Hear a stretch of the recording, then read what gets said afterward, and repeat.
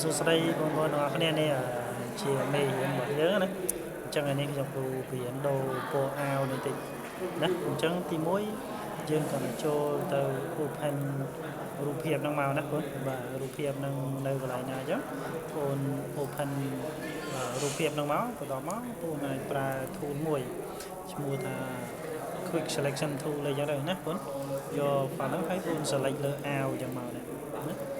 ចង់ដូរពណ៌អាវនោះបង select លើអាវហ្នឹងអញ្ចឹងទៅណាបាទអញ្ចឹងបង select លើអាវអញ្ចឹងបើវាដល់ហើយយើងបងចុច Alt លើ keyboard ចុចខាងលើនឹងវិញអញ្ចឹងទៅណាបាទនេះយើងចុចវាតិចតិចមកវាណាបង select អស់អាវរបស់យើង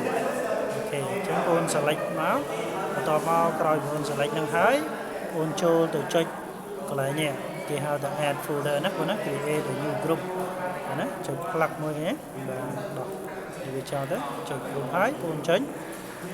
លេខយ៉ាម៉ាស់នេះណាបងលេខចុចលេខយ៉ាម៉ាស់ហ្នឹងហើយបងចុចកន្លែងនេះកន្លែងយើងបងនេះ add new field តោះមកបងយក hue and saturation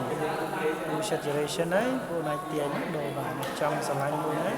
ស្រាច់ចិត្តបងណាបងអូខេចឹងណាបងចង់ដូរមួយណាស្រាច់ចិត្តណាអូខេអញ្ចឹងបងអាចដូរបានហើយនេះយើងអាចពណ៌វា red សុទ្ធអញ្ចឹងយើងយក red មក